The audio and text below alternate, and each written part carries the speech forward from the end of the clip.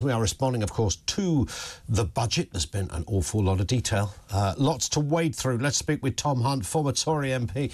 He's always got his eye on these things. It's in the blood, Tom, isn't it, really? I mean, you can dip out of politics for a little bit, as you have, but the interest doesn't wane, really. What did we see this afternoon? Did we see an amazing political operator in Rachel Reeves? Even as a Conservative, can you identify that and say, God, she was good? Or do we see a bit of a chancer at the dispatch box, espousing more of a political budget than an economic one? What are your thoughts? Good afternoon, Tom. Good afternoon. So I watched it all, you'd be glad to know. It's the first time I've actually really watched the Parliament channel since the election. I watched BMQ before and then the budget. I was not impressed at all by what I heard from the Chancellor. I must say, though, I was impressed by Rishi. I thought that he was on fire today. I think he was really strong. I'm the first to say that I was disappointed at him at various times when he was Prime Minister. But today, it was his final outing at the dispatch box. And I think he did a very good job holding the Chancellor to account for some of the broken promises. But look, this is not, already, we've got the OBR. Saying that they think that this is one of the biggest fiscal loosenings there's been at a budget for years. I think it's going to lead to, it's going to slow the rate at which interest rates will be cut. It's going to lead to higher inflation. And I think actually the measure on NI will cost jobs, stifle growth.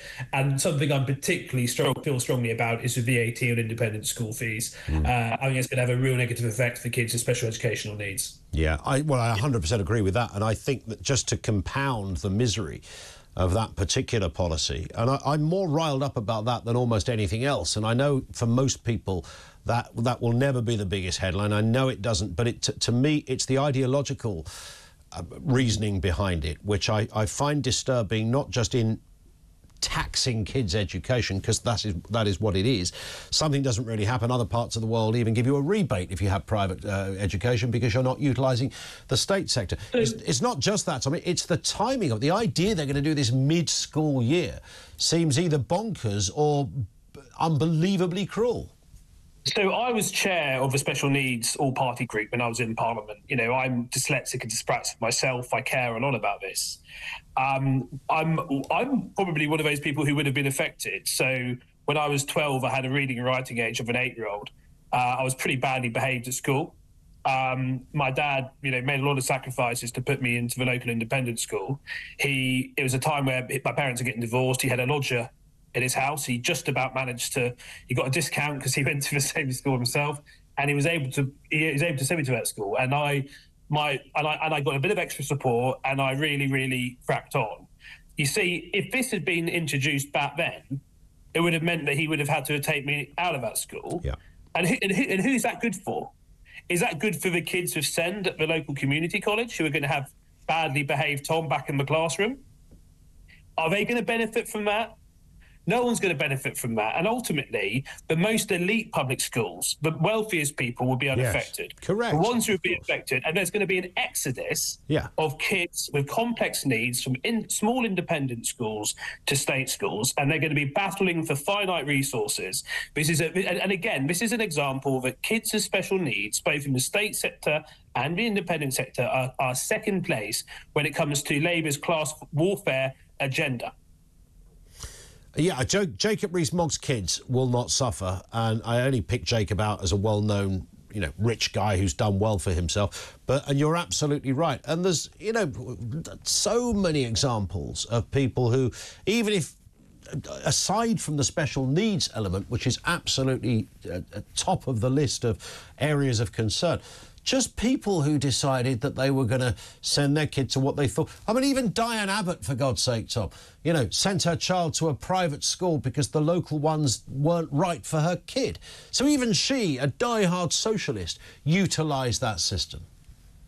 Yeah, absolutely. And I've always thought that politically, not only is his policy wrong in terms of the impact it's going to have on vulnerable people, and education. But I've also thought that politically and electorally, this was a bad decision for Labour, because if you poll this policy with a general population, many people might say, yes, we support it, without really thinking about it and understanding it. But those people who are real stakeholders here, the parents who are just about managing to send kids to the school, the people employed by these schools, you know, they really care about this. Yeah. And certainly when I was an MP, people were voting along those lines. And I had people in a part of town which I used to represent, which was a bit more left-wing than I would have liked. And there's a lot of people who I was talking to who are saying, look, you know, we actually think you're a bit too right-wing, Tom. We don't agree with everything you've got to say on immigration and all that. And actually, we're not happy with the Conservatives generally, but we're going to vote for you because, you know, we've got kids at the local independent school and we're going to have to take them out if Labour get elected. Yeah. So it was actually, I mean, obviously it wasn't enough to sway the result to a great extent, but it was an issue. And but that's just one thing in this budget, which I think is short-sighted. You know, this whole idea that they said they weren't going to increase NI. They've increased NI significantly below unemployed. That's not going to impact employees and these famous working people. Well, of course it is, because everything that you know, the Chancellor has said is premised upon this magic word called growth. You're not going to get growth if you make things harder for business. You make it harder for the businesses to employ people. And this budget has done precisely that. And you've already got independent fiscal forecasters who are hardly, you know, friends of the Conservative Party, already coming out expressing significant reservations about this budget. Well, you've just raised that point about working people. Let's have a listen then to Rachel Reeves, once again promising the public that this budget will not affect the working person. But are we sure she really knows what a working person is? Have a listen.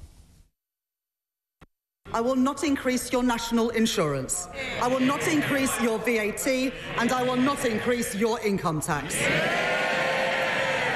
Working people will not see higher taxes in their payslips as a result of the choices that I am making today. That is a promise made and a promise fulfilled. Trouble is, Tom, it's not really a promise fulfilled, is it, if you run a small business and you've got to pay extra national insurance?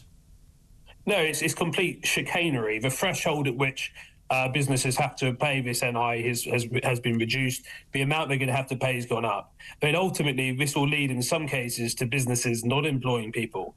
But in other cases, it will mean that they get actually paid less. So on the topic of pay slips, I think the net consequence of this will be that salaries could be decreased to almost counteract this new promise of a national minimum wage, which is going to impact businesses as well. This is not a business-friendly budget, and it really concerns me.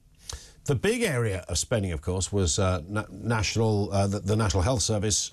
It was predicted that they'll get like a £10 billion increase in the budget.